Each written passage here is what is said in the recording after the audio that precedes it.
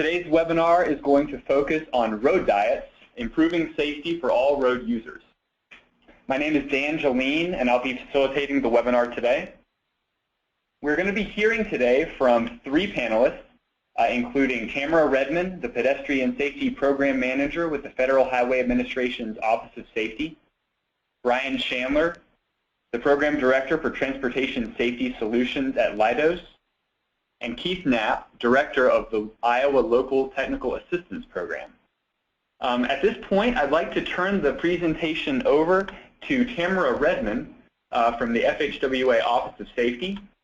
So Tamara, please go right ahead whenever you're ready, and just let me know when you'd like me to move the slides.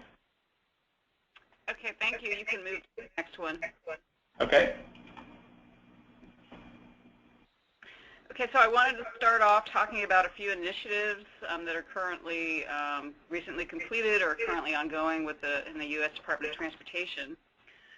Late last year, our Secretary of Transportation, Fox, announced an initiative to reduce pedestrian and bicyclist injuries and fatalities through a comprehensive approach that addresses education, vehicle safety, infrastructure safety, and data collection. It's an 18-month-long campaign, and it's got several components to it. It started off with road safety assessments currently ongoing in each state. They're being organized and led by the U.S. Department of Transportation field offices, so Federal Highways, National Highway Traffic Safety Administration, and the Federal Transit Administration. It's also going to highlight several resources throughout the year and a half to help communities build streets that are safer for people walking, biking, and taking public transportation. Also recently announced was the Secretary's Mayor's Challenge. Secretary Fox is challenging mayors and local elected officials to take action to improve safety for pedestrians and bicyclists over the next year. There are currently over 120 cities that are signed up for the initiative, and those that elect to participate in the challenge will be invited to attend the Mayor's Summit, which is being held on March 12th here in Washington, D.C. And their cities will also spend a year helping their communities undertake 7 activities to improve safety. Road diets are also a key theme in our Secretary's efforts to improve safety for pedestrians and bicyclists. I also wanted to mention 2 recently completed resources developed by the Federal Highway Administration. The Bicycle Safety Guide and Countermeasure Selection System, which is also known as Bike Safe. It was first developed in 2005 and was recently revised. It's an expert system that allows the user to select different treatments, mainly engineering treatments with some enforcement and education activities. It helps to mitigate a known crash problem, or it helps achieve a specific performance objective. I also wanted to mention the Residence Guide for Creating Safer Communities for Walking and Biking. That is also recently revised, and it includes information, ideas, and resources to help residents learn about issues that affect walking and biking conditions. And it also helps them to find ways to address or prevent those issues and how to promote pedestrian and bicyclist safety. And we also just recently had 2 webinars that were recorded on those resources. Next slide, please.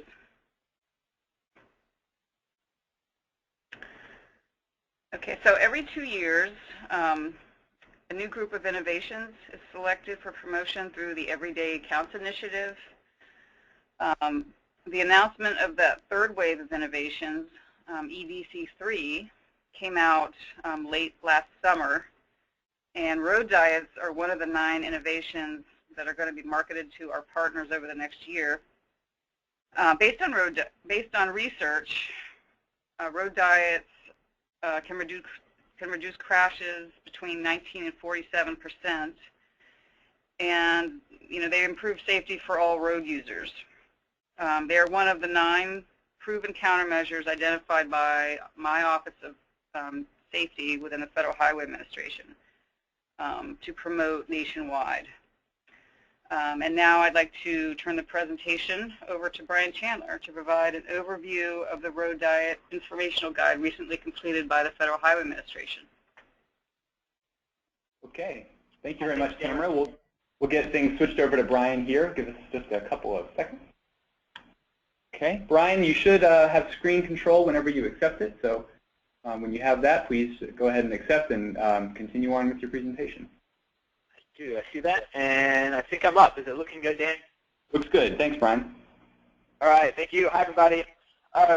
Yeah, we're going to jump in and talk about road diets a little bit today. A lot of the information from today comes from the document you see on the screen, Federal Highways Road Diet Informational Guide. This is a document we produced. Just came out last November, and I wanted to specifically point out Keith Knapp, who's also on the meeting today. Keith was our principal investigator in the development of the guide. And Becky Crow and Jeff Shaw from the Office of Safety were two of the leads of this project at different phases in the project to develop the guide and some associated materials.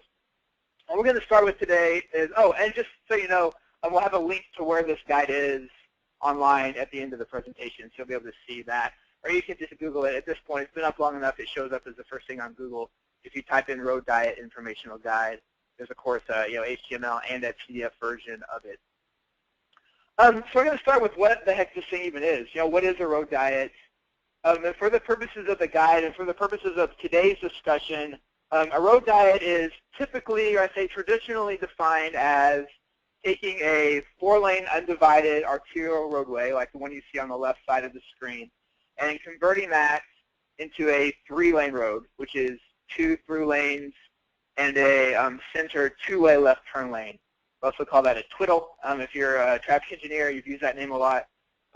Engineers are famous, as you know, for having funny names because we're just so darn interesting and cute. So twiddle, roundabouts, thermodynamics, things like that. So a road diet basically does what you see here. It takes a 4-lane road, reduces it to 3 lanes, and then that does a number of things. We'll talk about the benefits of that in just a minute, both for safety and for the other uses. A couple of things you'll see immediately here, though, is that it does provide extra space on both sides of the roadway. Typically, we use the outside to do something else with. And we'll talk a little bit about those something else's here in just a second. And then just a photo of it. This is just one example in Virginia of a road diet. I bring this one up for a couple reasons. One, because it's a little bit different than maybe what you might think of when you first think road diet in a very urban, kind of densely populated or commercial area. And we'll talk about those as well today. But I wanted to bring up this one to show, this can also be used in a more rural or suburban area and has a number of different benefits, not just in your downtown urban core. So that's what this example shows is, before, of course, you can see the 4-lane roadway there, and then after the 3-lane road. We also removed all the leaves from the trees for the after shot, just as a special added benefit. A couple of other configurations, though. We had much discussion over the couple of years of this project determining how we should handle all the other ways that you can reconfigure a road. And so just a few of the examples I wanted to bring up. There's a 4-lane to 5-lane conversion that also adds a 2-way left turn lane. In this case, we are actually reducing the width of the lanes themselves, but not having additional lane space to allocate for other resources. A 2-lane to 3-lane on the right there, the top right, that provides a 2-way left turn lane. One could say that's almost the opposite of a road diet in terms of adding the number of lanes, but it provides that space for left turns. We'll talk about why that matters here in just a second. Just a 3-lane to 3-lane, which this truly is a lane reduction for the purpose of having space on the outside. And then the final one there is taking a 5-lane and reducing that to a 3-lane. The reasons you may do that is, as you can see from the photo, would be to make room for things like a bicycle lane, potentially angle parking, or other uses. Okay, so here's the deal. Road diet is not the best name for this particular treatment. And we struggled with this name for a long time, and we ended up deciding to stick with it and kind of land on it and use it for its the benefits that it has. So there's benefits of using road diet because it rolls off the tongue. It's fairly easy to say and to discuss. It makes for a nice logo. for things like road diet, reallocation, rebalancing, conversion might be more accurate, but isn't quite as easy to discuss or easy to put in in your Twitter feed. So I want to talk a little bit about what a road diet isn't real quick. A road diet is not a reduction in the cross-section of the curb-to-curb space. That's usually kept exactly the same in most cases. And you also don't need to reduce the width of your lanes for a road diet, although it's not disallowed to do so. You saw in a couple examples in the previous slide that you could potentially reduce lanes if you had a need to do so, but it's not required. So this idea of a road diet being like this kind of hourglass or like reduction of something, it's not really that. It's more a reallocation or a rebalancing. And when we talk about rebalancing, that's a kind of important term, I think, because what rebalance says is that it's not like we did it wrong in 1972 whenever we put this thing in, right? So let's say it's 1972 and we installed an arterial roadway through a city. The users at the time were largely motor vehicles, because motor vehicles were the highly predominant vehicle on the roadway. Really the only pedestrians were people who maybe didn't have a car or vagabonds, and the only people driving bikes on the roads were hippies in the early 70s. And so it was very much normalized that everyone who was anyone basically was driving a car, right? So in this case, because those were the user needs at the time, building a 4-lane arterial roadway made sense at the time. We've since found that there's some negatives with that from a traffic safety perspective that we'll talk about. But there also is a very different balance of needs. As all of you on the phone know, mode split is a very big deal. Mode split has been continuing to change significantly in the last, what I say, 1972, the last 43 years. And so now we're not talking about fringe people who are walking and biking. We're talking about everyone who is walking and biking, and we're trying to encourage even more of it. So the needs of a road, the needs of that cross-section of roadway, however wide it might be, are different now. And so rebalancing how we allocate the space on that roadway for the actual needs that we have today is really what this is. So road rebalance is probably the most accurate term that I would use. We still landed on it and decided to stick with road diet, but just I wanted to be clear about that. I'm still going to use road diet the rest of the day. We're still going to use road diet as the term, but I wanted to maybe kind of show that this is what it really means. Okay, so one of the big benefits, Tamara referenced crash reduction. I wanted to just tell the story of really how this came up, or how this really got to be something that Federal Highway, and I say we even as traditional traffic engineers got into, which is my background. It really wasn't about bikes and peds, it was more about car safety. And what we found in the left side, in a 4-lane undivided scenario, this left through lane is really where you tend to have the most conflict. I want to ask real quick, Dan, can you see my mouse when I move my arrow on the screen? Try that again, Brian. I don't think, yes, I can. I'm doing it now. Yeah. Okay. It probably disappears when I stop. All right, I just want to show a couple things. So what happens in this left lane is the left lane has two major uses. It has use for people who are driving faster, right, because they're in the fast lane, the left lane. And it also has the use for people who are stopping to turn left into whatever driveways or intersections, but particularly driveways that popped up. Because if you remember, we installed this thing in 1972, and throughout the 70s, 80s, and 90s, lots of businesses and others started building stuff along the side of this road. Every time they did, they added another driveway. Every time they added another driveway, they added an opportunity for more left turns. So you've got people slowing and stopping to make left turns. You have people behind them who are in the fast lane trying to go fast, and that creates the conflict here, where you can have rear-end crashes where people are trying to make that left, and then the faster lane cars are coming up behind them. The other problem that can cause or contribute to is if I'm in this car turning left and I've got fast cars behind me, I'm starting to get nervous and uncomfortable. I don't want to get rear-ended, so I may make a poor decision to turn left into a gap that's too small. And so we can end up with an even more serious crash than a rear-end crash. Rear-end crashes, to be quite frank, are not the most serious we have in those cases because the cars are made to handle those really well, right? We have airbags, the bumpers are really good. We've just done a nice job. So getting hit in the front or the back is actually the way to go if you're going to get in a crash. Getting hit in the side is not. So these left turn crashes end up being either side swipe crashes or maybe some kind of a head-on or angle crash tends to be an even more severe crash that happens on this other side of the road. And then you usually get situations where you've got people avoiding, right? So, oh, there's somebody stopped to turn left. I'm going to avoid them by getting into this lane and then try to get back over. And there just ends up being a lot of conflict and even weaving back and forth in this 4-lane cross-section. So we identified and determined, hey, this 4-lane cross-section is not a good idea for motor vehicles. We're seeing some significant problems with traffic safety. What can we do about that? One thing that we can do is reduce it to a 3-lane section. So you can see you really reduce the number of conflicts here. You still have some issues, but the main thing here is that you've taken the left turn motorists and you've given them their own lane that's designed for turning left. And so by doing that, you've eliminated a number of the major concerns that we run into in this the left through lane or the shared left through lane that we had before. And so what's been identified is that by doing this, you can have as shown here, 19 to 47% overall crash reduction on your roadways. And that's, to be quite honest, even before we really get into looking at the bicycle and pedestrian and non-motorized issue, which is obviously very important, especially to those of you on the call today. So we'll be talking about that as well. The other thing that it does from a safety perspective, it just reduces the number of conflict points. It makes it easier to cross the road for motor vehicles. It just makes it easier for everybody to see each other and just determine what's going on when you don't have 4 lanes of traffic going through at a given intersection. Now, the other significant benefits we find here are the ability to handle bicycles and pedestrians safer.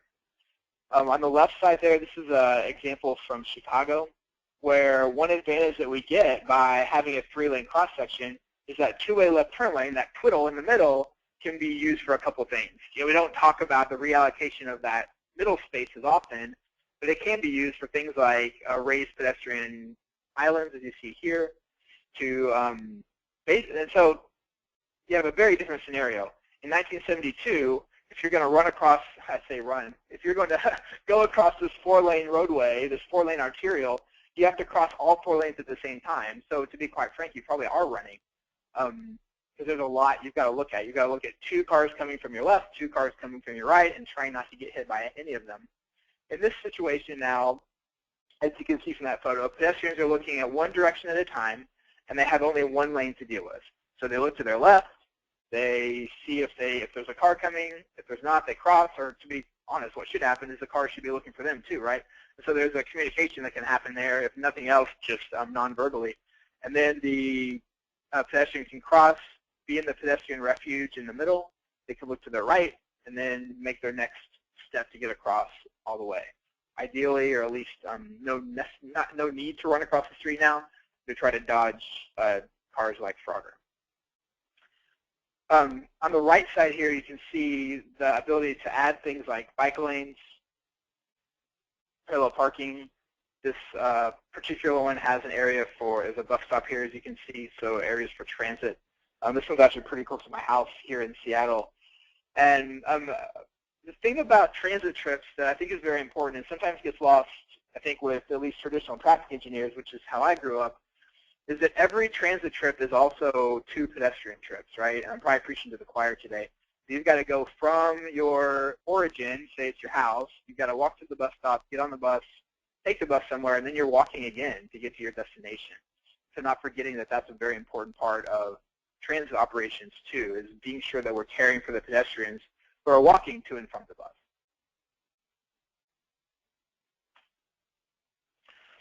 Also, there's a livability aspect to road diets. This example in, I believe this one's in Grand Rapids, Michigan, is more of a typical maybe downtown urban core. This happens to be a brick road, as you can see.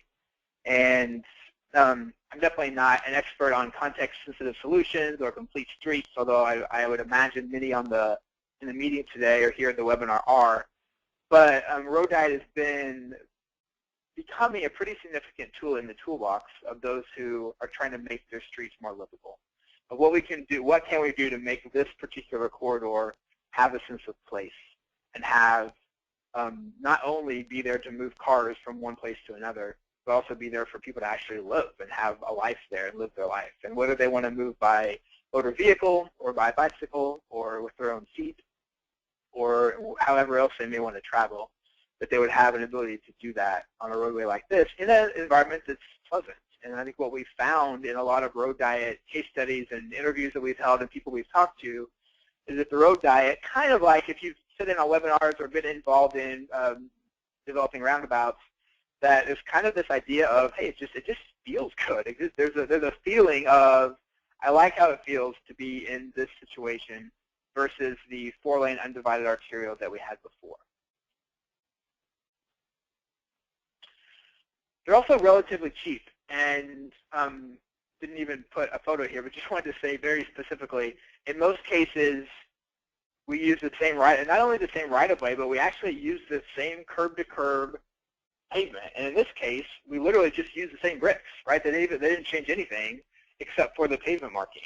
I think that's an important factor here, that this is a treatment that can be done relatively very inexpensively compared to a lot of other features, even features that may be designed to improve pedestrian and bicycle safety. In some cases, a road diet, very much should be part of that discussion, or it should be one of the tools in the toolbox. A couple examples I just wanted to show. This one is in Reston, Virginia. It's similar to the one that kind of started the presentation today. Of the objective at this location in Reston was to improve safety. The first example here in the top left on Lawyers Road was this is a location where they identified some problems. They had some safety problems. They're having some crashes here that they wanted to address. And at the same token, oh, sorry about that. How are we doing? You still okay? You see my screen okay? It looks good. Okay, sorry, I just got a note that said something about being paused. Oh, that was weird. Okay. Reston was experiencing some crashes, and so they wanted to try something, and a road diet was one of the tools that they wanted to employ, so they did.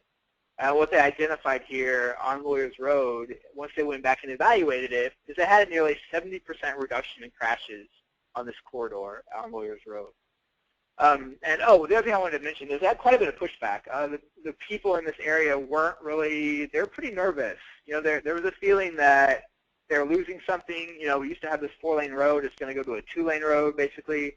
Almost feels like there's a prestige factor back out in some of the suburbs or more rural areas, that if you don't have a 4-lane road going to your city or going to your town, that is, you're almost less of a town, or there's concerns there. So some of that stuff needs to be addressed at times with the community. After they got it installed, though, they definitely had significant, I'd say, positive experience from the community. A couple of other things about this one, too, is you can see the bike lane there on the left. There was a new transit stop. A transit facility was built nearby this location, and adding that bike lane helped them complete a bicycle network from a couple of locations. So what happened here with Lawyers Road, once it was done, it was easier for VDOT to go to Soapstone Road here in the bottom right corner, which is a similar type location as you can see from the photo, and to be able to get it installed there. They had less pushback from constituents. Not that they didn't have any, because this was a new location, right? But a number of the people were the same people in the same community, or a similar community, so they were able to speak with them about that. What they found here was very similar in terms of crash reduction, in that they had also, at this location, kind of weirdly, about a 70% reduction in traffic crashes. And the other thing that this has done for VDOT is allowed them to really push road diets in the rest of Northern Virginia. And they've had a lot of success moving forward after these two were installed. All right, going back to Grand Rapids, we talked about livability a little bit before. This is another example there of just taking this urban corridor. This is Division Street through downtown in Grand Rapids and making it a road diet for the sake of improving livability and having, again, more of a sense of space. And it seems like this, I think traffic calming is a term we sometimes throw around. We have to be careful with, because we have noticed, generally speaking, there's not a lot of speed reduction. Speeds in most of the studies we've seen only go down 3 to 5 miles per hour or so. But we do have more speed harmonization, in that more vehicles are going about the same speed. because they're with each other. So you don't have weaving back and forth. You don't have a fast lane and a slow lane because they're in more of a queue, more of a platoon, I'd say, that you tend to have just a calmer traffic experience. And then one more example in Grand Rapids. This one's kind of interesting. I wanted to just land on it for a minute.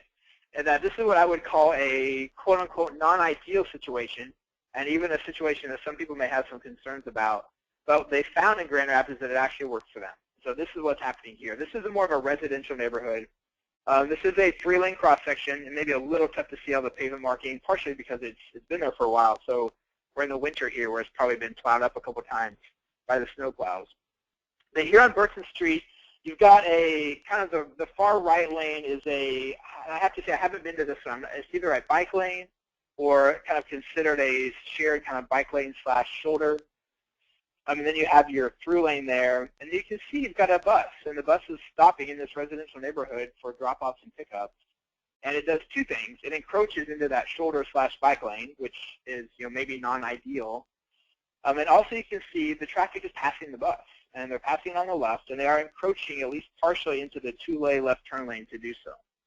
And there's a lot of debate, even within our team, about whether this is a good example or a bad example. And what I can say, not as a federal highway spokesman, not as really anything but myself, is that from what I understand of this location is it's been highly successful. And they've been very happy with it. The way that the cars move around the bus, even in this situation when it's stopped, even though they're technically encroaching into a lane that they shouldn't be driving through in real life, when we talk about things like substantive safety, substantive operations, this is a location that has worked effectively. A couple more examples. This is one in Los Angeles where LA was looking on West 7th Street to specifically increase bicycle use. This was their desire. That was one of the main reasons that they put in this road diet. This one had a little bit higher traffic volumes. This is towards the higher end of where road diets are traditionally installed, about 20,000 vehicles per day. Although, to caveat that, I know there are some installations that are approaching 30,000 vehicles per day in some cities like Knoxville comes to mind. And I think there's a couple more. I know that here in Seattle they've installed some at higher traffic volumes as well.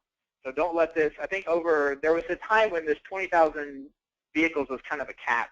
And I would say that cap's kind of been blown off at this point. So don't feel like you have to be tied to any certain number. That it really is very much more about what are the existing needs, or what do you need at this location, and kind of when do those 20,000 vehicles occur too? Are they spread throughout the day? Do you have very high peaks? It might even be more about your peak hour volumes than it is about your overall ADT. And then what's your acceptance of level of service? Like you may be able to accept a relatively low level of service in a small period, say a half hour, 45 minutes during the peak times, to have all the improvements and benefits you get from a road diet throughout the entire day, including that peak time. And so what happened in LA is they found it was very successful in that they actually tripled the bicycle use on this roadway from pre-road diet to post-road diet. Road diet, of course, did include the installation of a dedicated bike lane, as you can see here.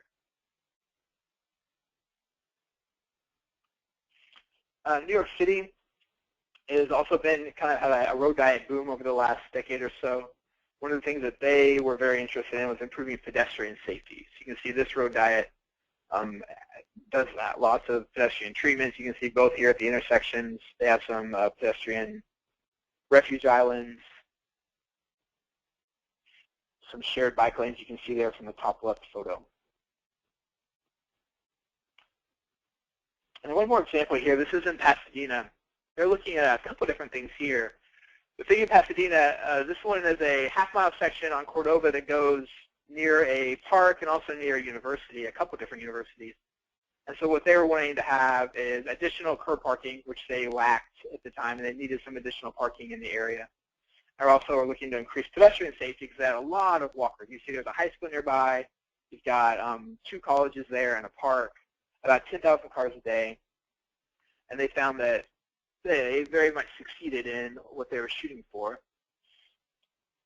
at this location. This is just a particular location. I wanted to just show a photo of the parking, because they also hashed out, you can see a bit of the parking near a crosswalk, just to be sure they didn't have that car you can see on the left side is a parked car. So you can see there's parallel parking kind of from that car and then behind it.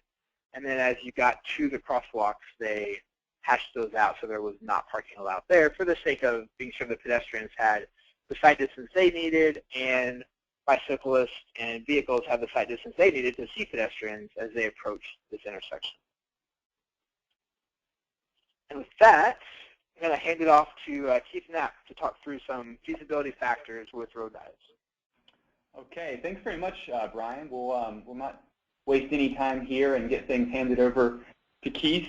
Keith, when you see the alert on your screen, go ahead and accept that screen control and launch your presentation. We should be good to go. Okay. Are you seeing my presentation? I see it. Okay. Good afternoon, good morning, everyone, depending on where you are in the United States. I appreciate everybody joining us today. Brian essentially talked to a number of case studies, kind of what road diets are, what they're not. Oh, by the way, happy birthday to all, or happy Middle Child's Day to anybody that's a middle child. I know most people forget this day, but I happen to be one, so I wanted to welcome, give you a happy Middle Child's Day before I get going here. Road diets, what they were, what they are, some case studies, kind of their impacts, their benefits, essentially talking about the first couple of chapters of the guide. What I'll be doing is talking about chapters 3, 4, and 5, kind of getting into the nuts and bolts. I do run a local technical assistance program, so I'm really kind of this applications guy. I've been doing and evaluating alternatives, cross-sections for about 15, 16, 17 years. Way back in the late 90s, I helped write the Iowa guidelines for road diets. And so some of what you'll see here, again, is that experience. I'll try to bring up some examples of things I've been involved with because I look on this, and you're looking at the slide right now, it's really about determined feasibility. The way I look at this is it's really an alternatives comparison. Almost every time we do something like this, there's more than one alternative, road diet being the potential of being one.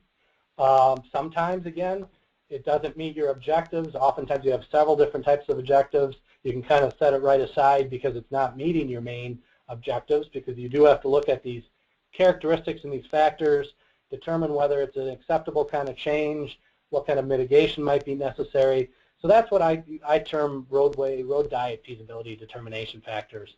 And there is a discussion of these in Chapter 3, and there's also some in Appendix B, which again we'll talk a little bit about. First thing, of course, you got to decide is, what's my objective here? If I were to measure effectiveness, which is Chapter 5 of the guide, how am I going to measure that success?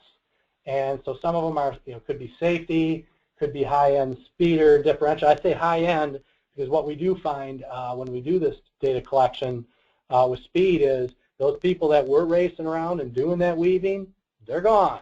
And so that high-end speeder, if you will, 5 miles an hour and above the posted, tends to have a pretty significant reduction. One of the cities we had here in Iowa, 30% reduction in 5 miles an hour and above. That's pretty good. That differential between 0 and those people also gets calmed down, as Brian mentioned. You're reducing left turning cues, helping with that livability, the pedestrian and bicyclist. Again, my background being in engineering and traffic, but having been involved with road diets for some time. And enhancing traffic stuff. That could be one or more of the following, or that list, I should say, or others. The essential question is this alternative something to consider further? Is it something that's going to meet one or more of my objectives, or do I think it will? And now let's move on to other things we need to think about here. There we go. So in the guide, we have Chapter 3.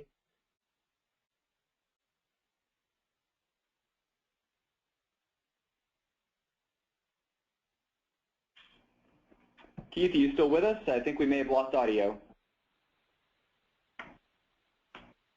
Did you put us on mute? Brian and Tamara, are you still with us?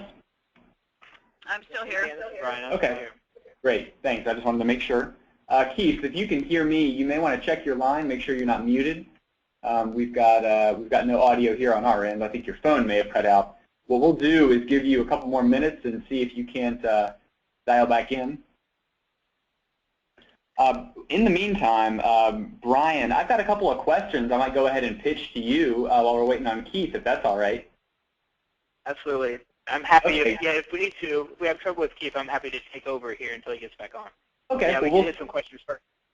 Sure, yeah.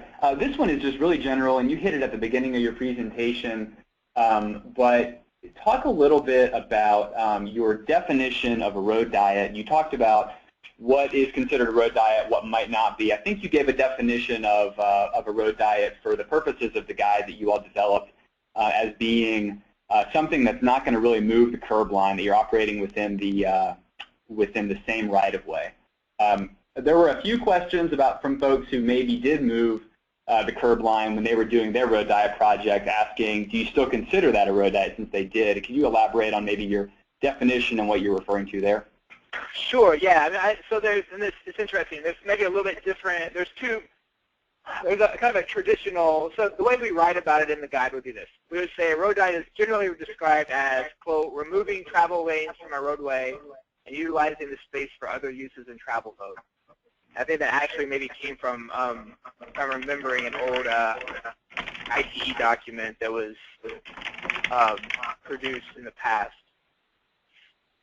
So, that's one way. So I think removing lanes is one piece of the definition that's probably pretty important.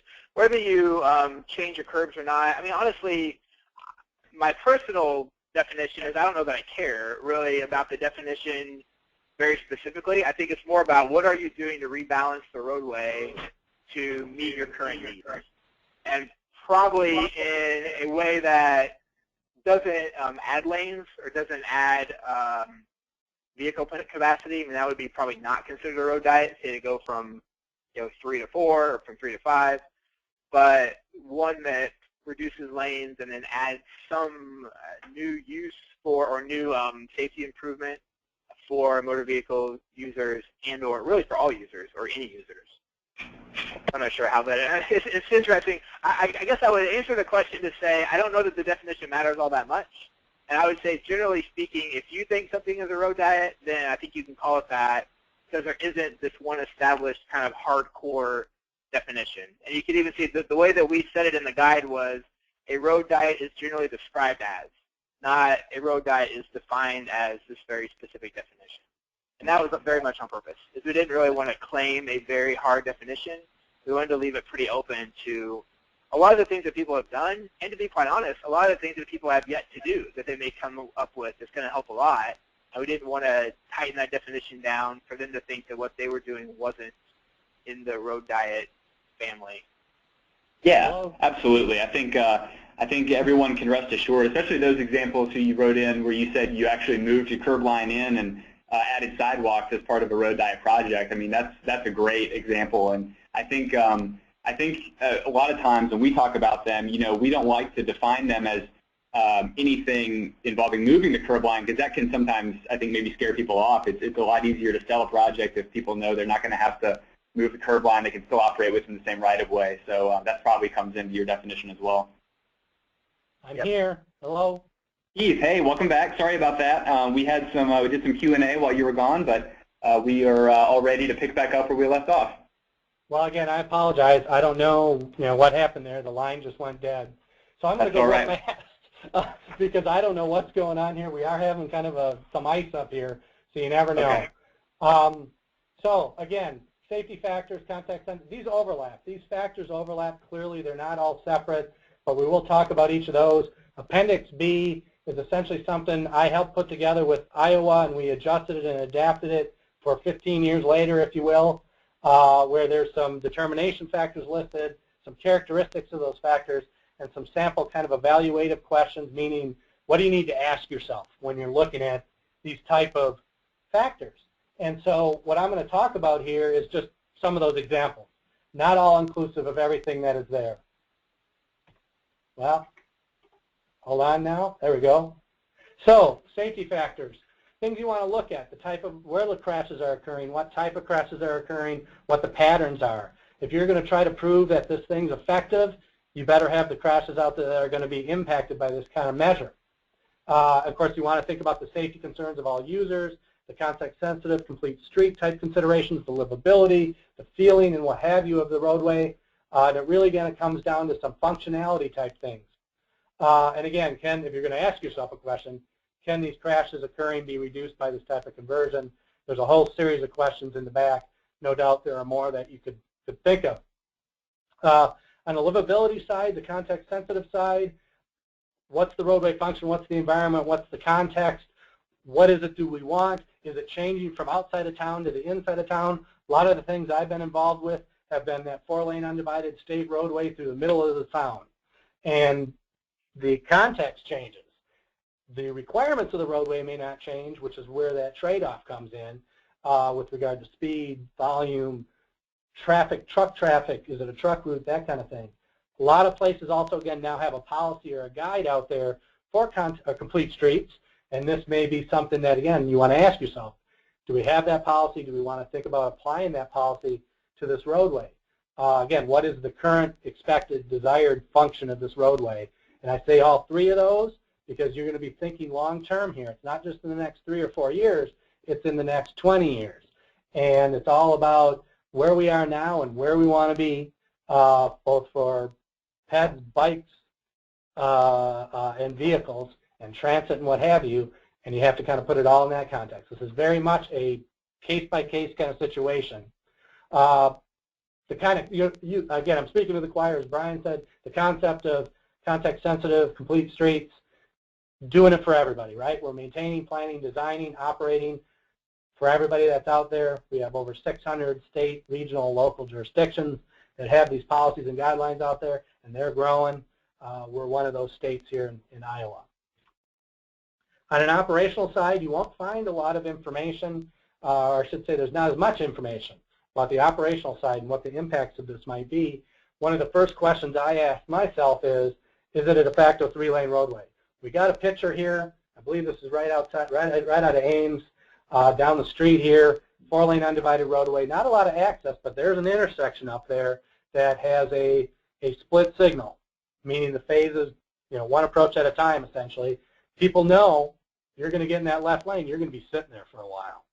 And therefore, you can see all the traffic in the right lane. This roadway essentially operates as a 3-lane roadway already. Why not match up the cross-section with the roadway's operation? But this is case by case. You will see a couple examples here where we do need to look at intersection operation, arterial analysis operation, the whole corridor, and it will change again depending on a whole number of factors, which we'll talk about a little bit here. Including, again, Brian mentioned average daily traffic. Everybody knows, everybody should recognize, ADT is a planning level type of volume. And it's my personal opinion that some of the reason we're kind of in this situation with a lot of 4-lane undivided roadways is because in the past, 60s, 70s, when you hit a certain average daily traffic in some states, you went to 4-lane undivided. You went from 2 to 4. And that was just all it was. There was a line. It was easy. It was straightforward. Road diets aren't that straightforward. I'll just leave it at that. So you do need to look at that peak hour and the ADT. I've run into and have done very rural, small-town, rural kind of cities where the impact on and the off-peak might be not what we wouldn't consider it bad because it's level service A and B, but the amount of delay is doubled or tripled because now you're behind that slow-moving vehicle. And you don't know what that is. Again, it's just a vehicle, but normally you've been able to drive through town in 30 seconds, and now it's a minute and a half or something like that, because you're behind that slowest moving vehicle. So these are a kind of interesting setup, and you do need to think about who's using these roadways. Brian mentioned some big ADTs. I've seen those too, California and where have you, real high numbers. And that's because when we're doing these, people are comparing what happened before to what happened after. And if it was really congested before and it's really congested after, but you've added some livability situation, sometimes that's a good thing. People aren't noticing that impact because it's a before and after comparison. They're not comparing it at that point once it's into something wider and faster and what have you. They're comparing to what they used to have. So again, that de facto 3-lane roadway kind of comes into it. Access point densities, locations, design, access management, speed variability. If you're having a problem with high-end speeders, we had those situations. And then overall, Brian mentioned again, what we're finding on the 85th percentile from end to end, oftentimes it's just 3 to 5 miles an hour. It's not some huge amount, but it certainly doesn't hurt. But then you get rid of that variability, kind of goes down. Delays, queuing, are people diverting to your other roadways? What's your acceptable level of service? If the level of service C or D or E is acceptable or the same as what you had, you might be good to go. Think about those side streets. Think about the driveways, how they're designed, how they're operating. Think about frequent stopping and slow-moving vehicles, how you're going to treat those. We've had situations, where deliveries, buses, school buses, mail delivery, that kind of thing. So there are things that happen that have to be considered. Just some things out of our guide, 3 different cities, 3 different amounts. What came out of the 90s operational analysis I did was, again, just based on a case study. It wasn't even a real roadway, and right around the 17.5 to 20,000, you just need to kind of start thinking a lot more closely about it. Ultimately, it comes down to this before and after stuff and comparing that. In Seattle, this is what I call their operational analysis. You can see they start with ADT. They go 3 or 4 different ways. They look at signal spacing. They talk about corridor synchro analysis and other types of models and intersection analysis. They have acceptable and unacceptable levels of service. And they look at left turn vehicles and through volume. So they're taking it from ADT down to peak hour stuff.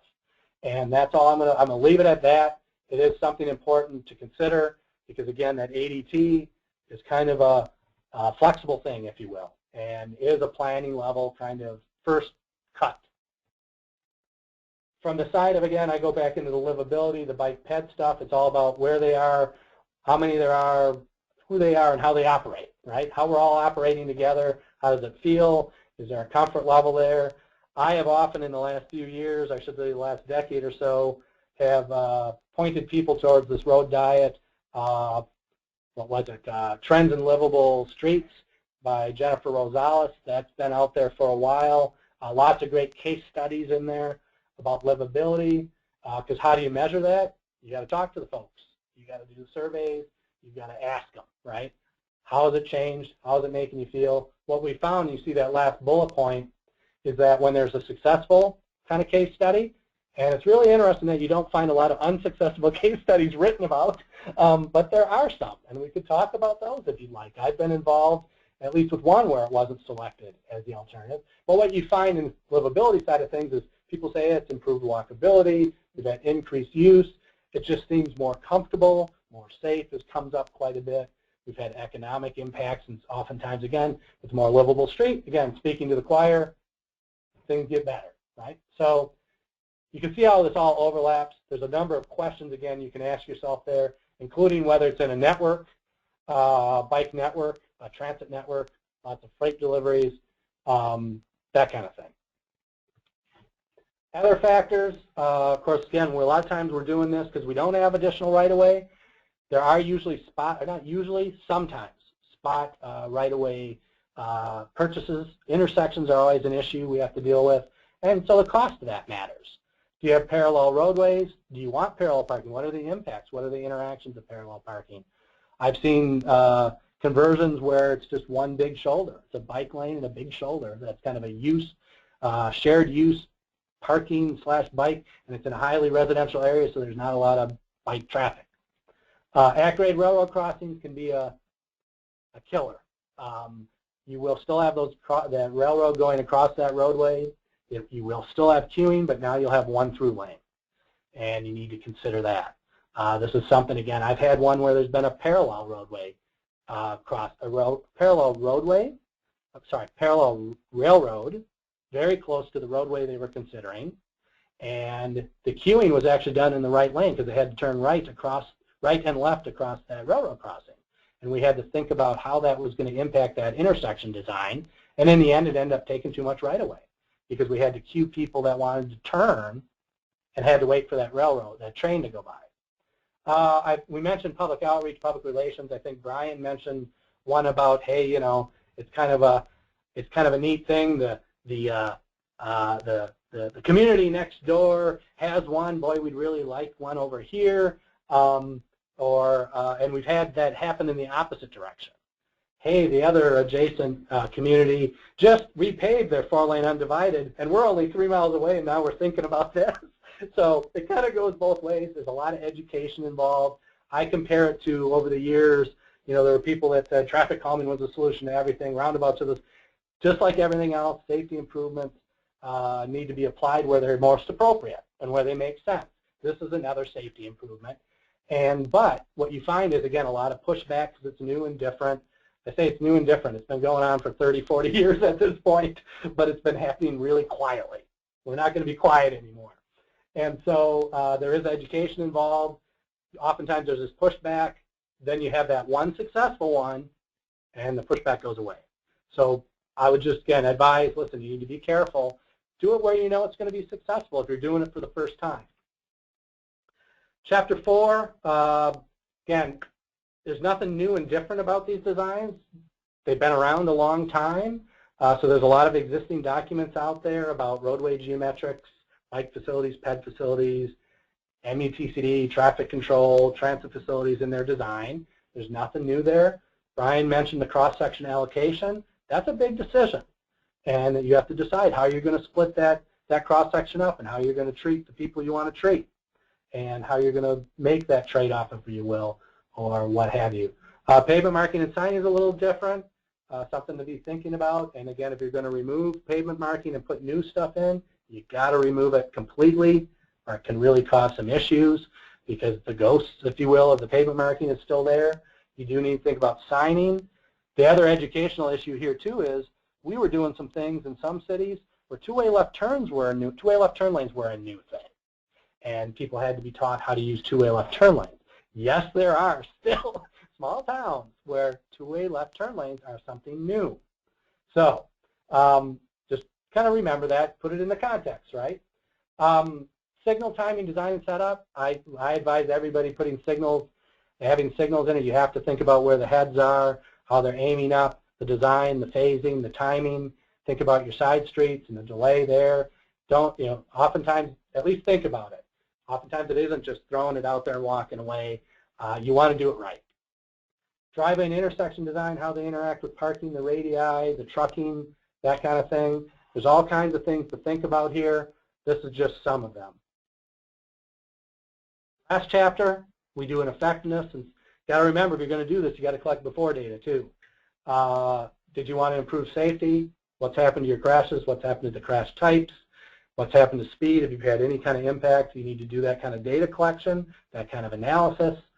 I would say, again, you also, of course, want to follow good rules, right? Don't do a crash analysis 6 months after you do your changeover. You may not like some of the results you get. Crash data varies. New systems have to settle out. That's my personal opinion. Again, I'm not speaking for anybody else but myself today, but let it settle out a little bit. Operational analysis, what's happening to the volumes, the speeds, the queues. Is it acceptable? What's happening with all the different users? Is it doing what you want it to do? And compare those, the bikes, the peds, the transit. How are they being effective, and is it being impacted in a positive manner? These are the kind of evaluations that are often necessary. Again, we had one that was evaluated in Des Moines here recently, and it just didn't do what they were expecting it to do, and they've taken it out. And I've also been involved with a alternatives analysis where, again, it wasn't about whether it was going to be good or bad. It came down to some of the political discussions that happened. And that conversion, they just ended up repaving it and making it 4-lane undivided. So this does happen. As everybody here knows, it's really just an alternatives comparison. Overall conclusions, and we'll wrap it up and kind of open it up for questions. And these are, again, conclusions I've been using for a long, long time, both me and Brian. They're feasible over a wide range of core characteristics. You should be picking up on that. Down main urban areas, middle of Chicago, small town, Iowa. They will have different safety impacts. There's a theory about how the safety, the percentage, you saw this wide range of percentages. It's actually, the theory is it's related to whether it's a suburban, rural kind of situation, one or the other. It is case by case. You've got to look at these. You can have two that look very similar. One kind of works its way out. One is unsuccessful. So it is case by case. It is an analysis. It is an evaluation. When you're doing that upgrade, it's a good time to kind of consider it a low cost. That's the time, in my mind, to consider that feasibility. Sometimes your maintenance limits of a project don't match up well with what you'd want to do with a cross-section change. I've had that happen, where it was going to go from 2 lanes to 4-lane undivided way to 3 lanes to 4-lane undivided to 2. Sometimes your limits should be different because you don't want these changes up and down the way that was happening. And again, are the impacts that you're thinking about, that you're seeing, with and without the mitigation that you might have to throw in there to make them better, are they acceptable? And are they acceptable to the people, again, that are involved with this whole thing, which gets me to that last point. This is, I put it in quotes, relatively new idea, which means education, outreach, and involvement. Again, in my opinion, involvement of everybody. Oftentimes my first reaction when I get asked in to look at things like this is, have you invited everybody in? Is everybody talking to everybody else so that everybody knows what's being considered, and talk to them about these alternatives and get their input? Again, that's the way I like to approach these kind of things. There's your 2 links, both for the guide and for the brochure. They're putting a desk reference together also. That's coming soon. And down at the bottom there is your road diets link for more information. Again, you can also go into the Crash Modification Factors Clearinghouse, and there's some road diet information there too, along with some research. I believe that's our last slide, Dan, if we want to go to questions. Oh, I guess I got contact information too. Okay, great. Thank you. Thanks very much, Keith, for that presentation. I am going to switch it back here so we can move on with the Q&A portion of the day. So again, thank you, Brian, Tamara, and Keith, for your presentations. I think that you answered a lot of the questions along the way, but I have some here that were submitted during the presentation, and please continue to submit your questions. I can already tell we may not be able to get through all of these, or quite a few, but I think that some of them have very similar themes, so I think hopefully answers to some may answer multiple questions. So I want to reach back all the way to the beginning of the presentation. Brian, you had a slide on the safety benefits of road diets with some information about crash reduction. Can you say a bit more about some of the work that's been done to assess the safety impact of road diets, specifically whether these reductions have been assessed or determined for motor vehicle crashes, specific crash types, pedestrian crashes, bicyclists, or is it just sort of a collection of all crashes being reduced? Can you give some sense of what that literature says? Yeah, so the answer actually is kind of all the above. I mean, as Keith mentioned, the Crash Modification Clearinghouse, the Federal Highway, I think that actually is literally cmfclearinghouse.org. You type in road diets there, you can kind of keep, the nice thing about that is it stays up to date. You can keep up on all the latest research. And maybe Keith, correct me if I don't have this number right, I think that 19 to 47% was all crashes along a series of different corridors and even a range of different studies. So that 19 to 47 wasn't like a single study. That was kind of our compilation of, in the kind of combination of a lot or all of the studies that we analyzed or took a look at as part of this project, we saw that was the general range, which admittedly is a little bit wide.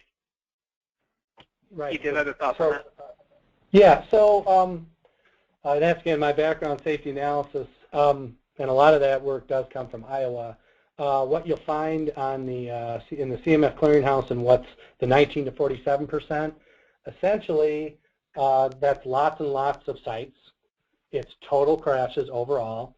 Similar to a lot of what happens, and you'll see this in the CMF clearinghouse too, is when you're doing that kind of analysis, and if you wanted to look at just peds and bike crashes, luckily there's small numbers, if you will, over many, many years. So these are for total crash reduction. And the 19% is actually from, most of the sites were from Washington and California, which tended to be more suburban. And the 47% comes from Iowa. And lots of sites in Iowa. And so more rural, main street, high-speed roadway into a main street. So that's where I was mentioning that theory, that 19 to 47%. So the average, if you threw all those together, is 29%. Okay, so what the suggestion is, at least in that document or two, is listen, if you have something that's maybe more urban, suburban, you go with that low level. When you have something a little more rural, small town, maybe you go at the higher level. And if you don't know or they don't kind of match up with either one of those, maybe you go with that average. So, yeah, again, I wish I could say that we had a, if you will, a crash modification factor for bike crashes or ped crashes, but I've not seen that. These are for total crashes. And again, usually the best data is in that CMF clearinghouse, plus they rank them from 1 to 5 stars. I, in fact, suggested to Federal Highway that they could add some stuff to the road diet section. You'll find some things by Polovich, that's Iowa stuff, but that's where those numbers come from. If we were just doing a naive before and after, that range is right up there too. Thanks. Let me just add to, there are 10 individual safety studies that we list in Appendix A of the informational guide, and we both list them and then we have some kind of a synopsis of each of those.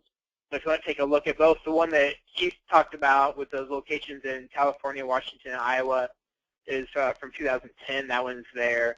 And there's a whole list of them, ranging from, traffic volumes from 2,000 cars a day up to 26,000 cars a day, and crash reductions of anywhere from 6% reduction up to more than 50% reduction. So as with every treatment ever, there's a wide range of applications and a wide range of benefits identified based on the different kinds of studies. Then also that we give you kind of a table that shows, hey, here's the number of treatment sites that were identified. In some cases, we're looking at literally one site in Orlando that had a specific reduction. So you definitely, anytime, Keith is an expert in this, anytime you're looking at any kind of safety studies or safety numbers, when you compare different analyses and different studies, you're never looking at apples to apples, right? Because they're always looking at different locations and a different time period with different drivers. So just keeping all that in mind. And that's why we tend to kind of land on somewhere in the 30% range, because it's something that we feel like we can defend based on the breadth of the analyses that have been done so far. But it is an ever-changing market, I guess, or as Keith had mentioned a couple times, this isn't a brand new treatment, but it is a new treatment almost like kind of out and about for people to really talk about and promote. So I think with that will come additional safety studies in the future. Well, and the research we were talking about with the 19 to 47, the 29 to 30, that's your whole empirical Bayesian, that's pretty solid stuff. There are things that, again, fly around where it's just before and after. I put stuff like that together. Here's what's happening at this individual site, and sometimes those will show some dramatic changes. Yeah, thank you both for that breakdown. I do want to mention and just echo what Brian said about some more information in the guide that you can look to.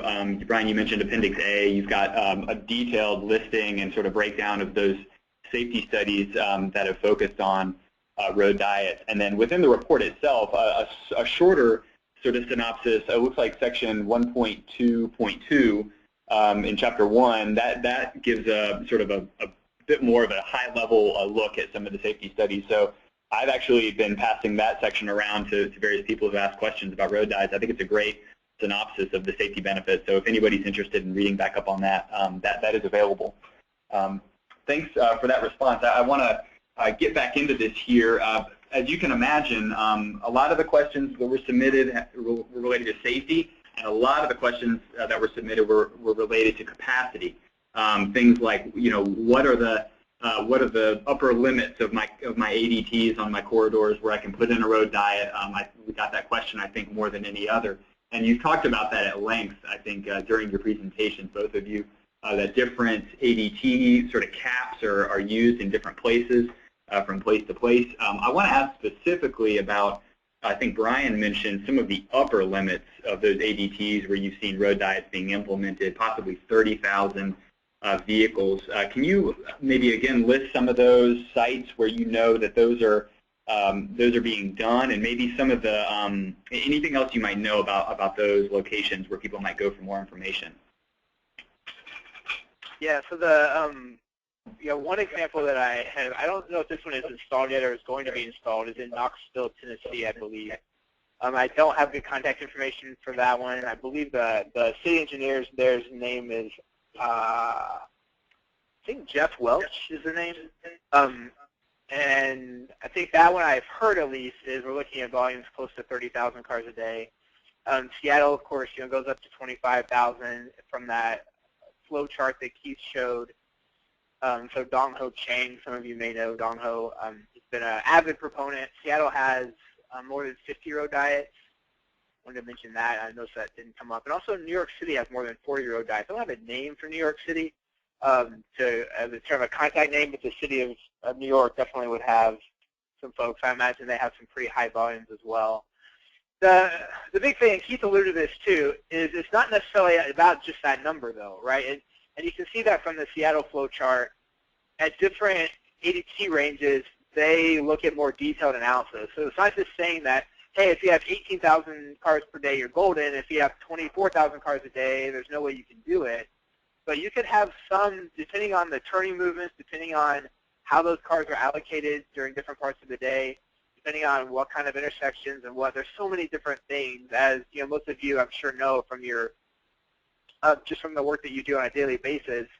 It really is case by case. You really have to take a look at them individually. And there could be some 15,000 car a day locations that just a road diet is not the best solution, and some that have 28,000 cars a day where it might work really well. So there's all these other feasibility factors that Keith mentioned and that are described in detail in the guide that can help with some of the other criteria you may use to make that decision too. Okay. Very good. Thank you. Keith, anything to add on top of that, on the higher limits of volumes looked at for road diets? Yeah, and I go back to the this is a before and after, and you're trying to determine what the changes are. So if you have a roadway with very little access, and everybody's driving in the right lane, but it's a 4-lane undivided roadway, again, your operations and your signalization and what have you, you're not seeing as big an impact. So it really does depend on how things are operating now and how you think it's going to operate as a 3-lane roadway. And so it really does depend on that flow, is all I can say. Okay. Yeah, I want to add, too, that sometimes just your highway capacity software calculations don't tell you the whole picture. As Keith mentioned, that de facto 3-lane roadway in Ames, Iowa is a great example of just because you have 4 lanes doesn't mean you're using the 4 lanes. I spent some time just 2 weeks ago. I was with Terry Little in Ada County, Idaho, and just driving around Boise. We drove around Boise for an entire afternoon, and he told me they have a number of road diets they're considering. They have 1 or 2 locations they've recently done because they have excess capacity on a lot of their roadways, and they're having some safety concerns on those roads because of high speeds and because of pedestrians and bikes. And they're looking at doing some more road diets because they need to rebalance that allocation of space. And in a place like Boise, they have plenty of room, right? There's quite a bit of elbow room in Boise. So almost like they have too much, and it's so wide open, and they have these big wide lanes and lots of them that looking for. And one thing they're looking at is do we need 4 lanes? In most cases, the answer is no. And what would be the value of reducing this to a 3-lane section? And in some cases, the value is very high, and the impact on operations is relatively low. Or in some cases, maybe really not at all. Their level of service might not go down on some of those roadways. And then that's the other thing you have to consider too, is what is your acceptable level of service degradation? In some cases, your level of service will go down. You go from 4 lanes to 3 lanes. So, is that okay? Can you accept that? At what level? And that number is, we talk about level of service A, B, C, D, F. Well, those numbers are so widely different in terms of public acceptance in different places around the country that it's really, in my opinion, not even worthwhile having that discussion about is level of service D acceptable or E acceptable or F acceptable. I think in California they've come up with new letters because they have to go beyond F because of some of the issues that they deal with there with traffic volumes. But that's something, again, going back to this case-by-case idea, is you have to determine what is acceptable, and then not only what is acceptable for operations, but what's acceptable for safety. Is it acceptable that people are getting hurt on these roadways? I'd say the answer is no. So what can we do to try to improve that? And a road diet might be the solution at that location. The difference between a main street going through a town that's only 2 or 3 blocks wide and downtown Chicago where I lived for a while, grid system, right? New York City grid system, and changing one roadway to 4 to 3 lane for maybe different reasons, pads, bikes, what have you, and the traffic shifts and uses that grid system. So is that a good thing or a bad thing? It depends on the context of the shift, or the I should say the potential conversion. Okay, thank you very much for that. We got a lot of questions about some of the examples that you showed with the two-way left turn lanes, and that seems to make sense when you're talking about an area where you've got frequent driveways, turns, and things of that nature. Some of the examples, Brian, that you showed, I think it was Reston, Virginia, where it seemed like a maybe more rural setting where there maybe were fewer driveways, fewer turning opportunities. It didn't seem that maybe a U-turn was possible on that corridor. And some participants were wondering, is the two-way left turn the best use of that space, or is it used sort of as a default passing lane in certain situations? And obviously maybe safety considerations are at play there. Can you speak a little bit more about maybe why that's a two-way left turn lane, or sort of in those settings, and possible alternatives for that space that might further improve safety? Sure, yeah, and that's actually a good point. It's not necessarily about the turning movements in that case, like in the situations in Reston that you saw that were more rural looking at least. And so, yeah, there could be alternatives that use it. If you truly don't feel like you're going to have left turn movements, or very much turning, or if you don't, especially if you don't have it at all, if it's some kind of a more restricted access situation, it could be a different striping pattern. You could do more of a barrier stripe. You could obviously have some kind of a physical barrier there, which would make it even safer, but oftentimes those are cost prohibitive. We haven't really seen a lot of concerns about passing movements in two-way left turn lanes in this rural situation. There's kind of some anecdotes about that. I mean, they used to call these things suicide lanes years ago, because you'd have two people moving in, opposite directions who could use the same lane. So there was concern about that. But the studies haven't really shown that to be true. That's more of a, maybe there was one or two, spectacular crashes that made the news, and so it brought these to the attention of people as a concern. But in most cases, the two-way left turn lane doesn't tend to be used for passing. The time that I guess it could be or would be is if you have significant, I don't even know what it was, if you have significant reasons you want to pass. I mean, if it's congested, there's no one to pass. You're not passing someone because there's more cars ahead. You shouldn't be getting in that lane to just jump the line. In situations where you have lower flow or lower traffic volume, that flow is likely moving on at a decent pace where you don't really need to pass. If everybody's driving 35 or 40 or whatever, that it's unlikely that a motorist feels like they need to make a passing maneuver. So we haven't really seen that, and I can't speak to these specific locations. I'm not nearby, or I don't drive them regularly.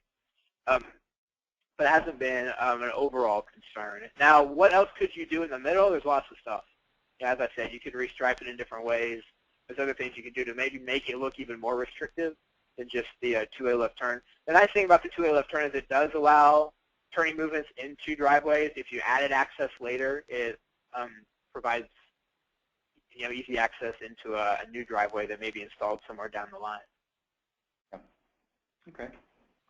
Keith, do you have thoughts on that issue, the two-way left turn, and some possible alternatives to that? Well, I agree with what Brian's saying again, and he mentioned access. For all we know, again, there's this big plan for additional development out there or something, and there's going to be a bunch of access points. I guess you never know. I will say this. 4-lane undivided roadways have been shown to have the worst crash record of any cross-section that's out there. So anything that's not a 4-lane undivided, I'm good with it. So if it's just being used as a way to separate oncoming traffic, I'm good to go. And that may be just what they're doing. Instead of having painted it as a, if you will, barrier, thinking maybe there's going to be some development out here, they're just using it to separate that through traffic. And so, we can't really speculate again where they were going with that, but it does get your left turning traffic out where you do have access points, and that's a good thing.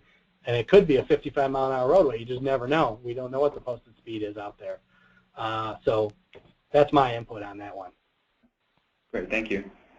Yeah, and I've got to think that, you know, if you do the two-way left turn lane as opposed to something maybe a little more cost prohibitive as a raised median, that might be a more attractive option if you're trying to sell an agency on possibly putting this in as a, not a temporary, but sort of a pilot case to maybe see how it works, and then you always have the opportunity possibly at the other end to say, you know, it didn't work well for various reasons, we can, you know, we can revisit it.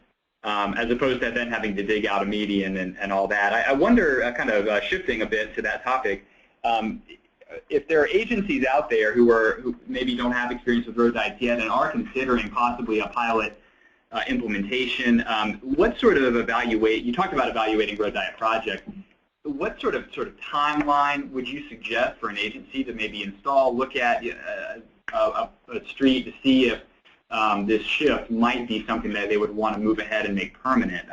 Do you have tips for agencies who might be in that boat?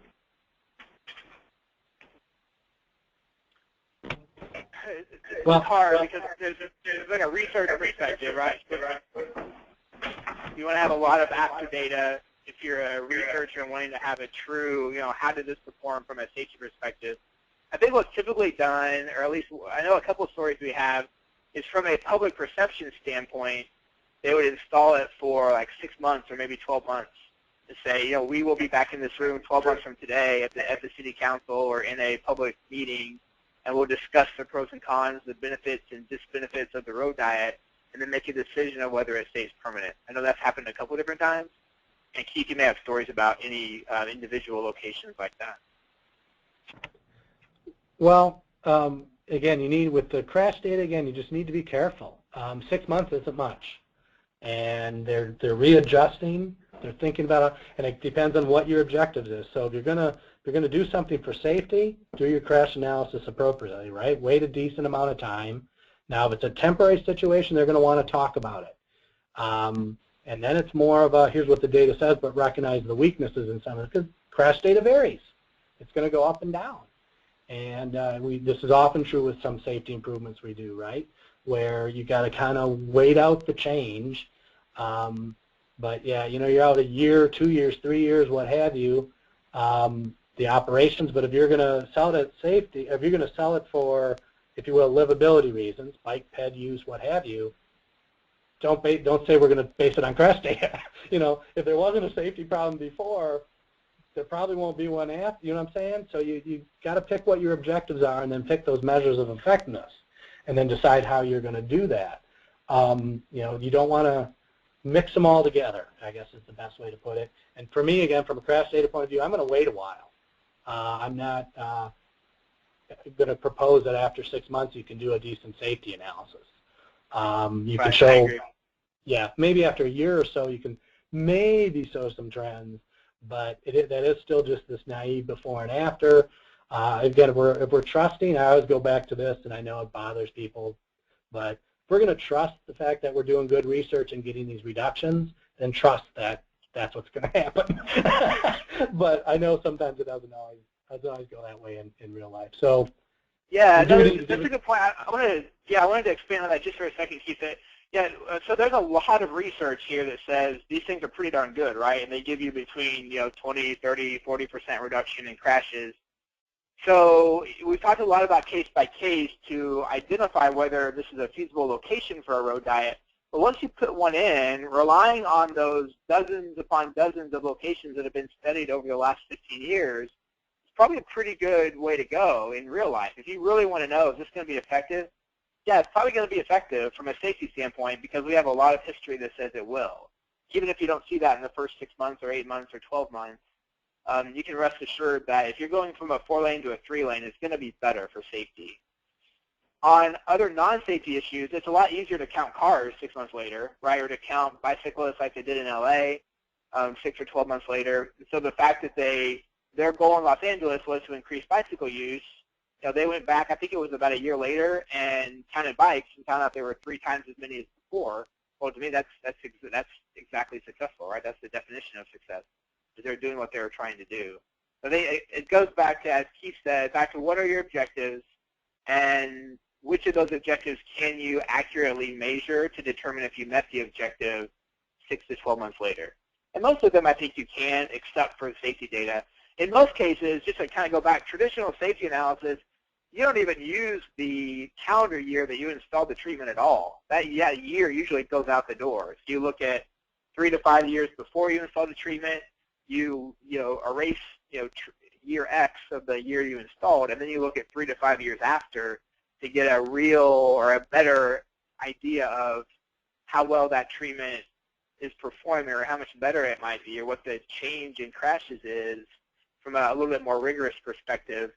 And try not to factor in the newness. Sometimes the newness part can be very good. It can be very effective, like adding a flasher to a sign. Sometimes the new part can be bad. You can actually have increase in crashes the first 2 months as people figure it out because it's different. But then over time, you have a significant improvement in crashes. So there's a concern there that if you use very low number of months or a very small period for your after crash data, you can actually get the opposite from the actual impact of the treatment. So we maybe kind of beat that to death. So that's our long answer to that question. Very good. That's a couple of examples.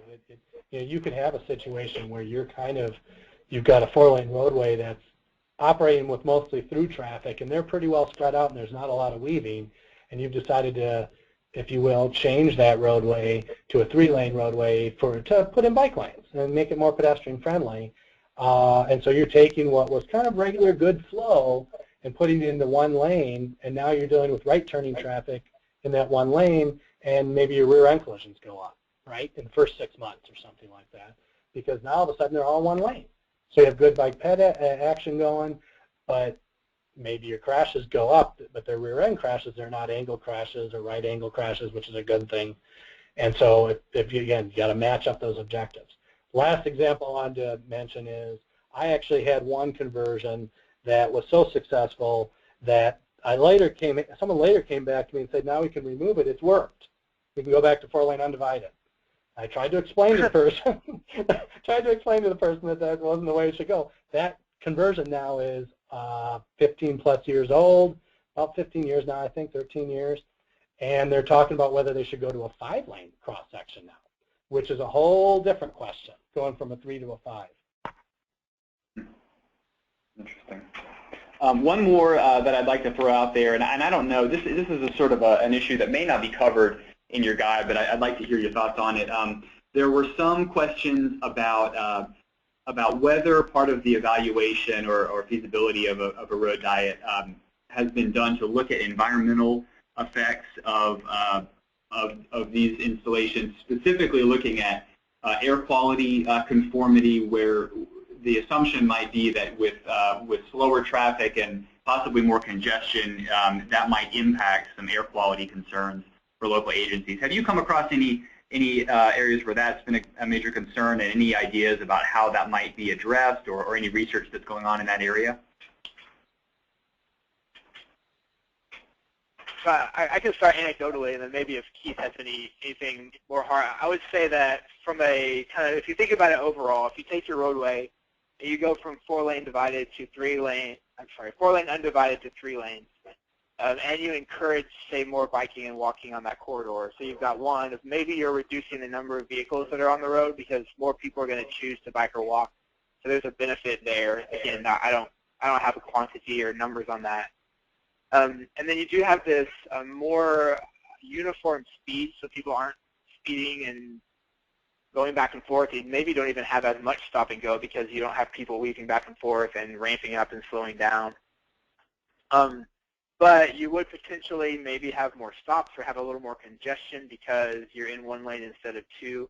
My guess would be the actual emissions per vehicle would be roughly the same because your speeds are going to be more uniform, so you don't use as much fuel.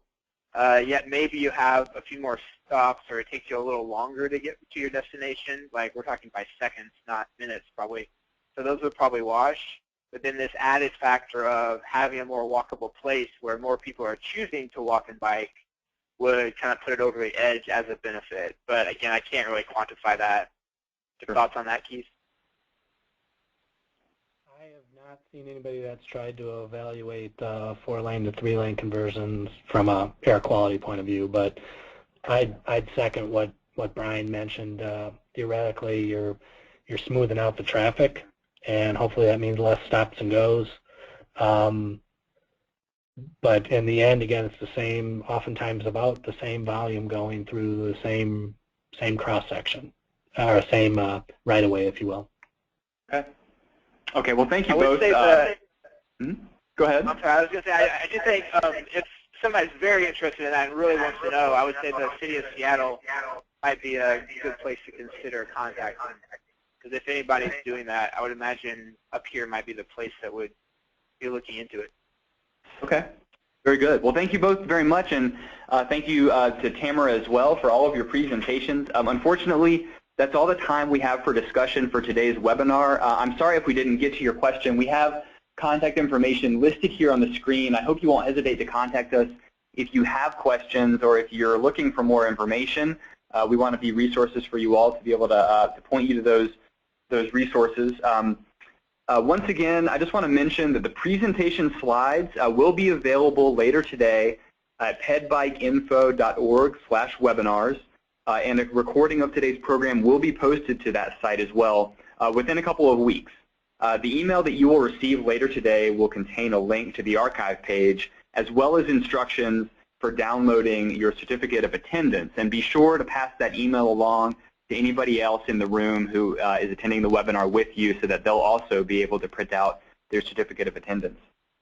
I want to let you all know that a brief survey will appear once the webinar has ended. We very much appreciate your feedback and comments on today's presentation. Thank you again to our speakers, Tamara Redmond, Brian Chandler, and Keith Knapp. And thanks to all of you for attending today's PBIC webinar. And I hope you all have a great day.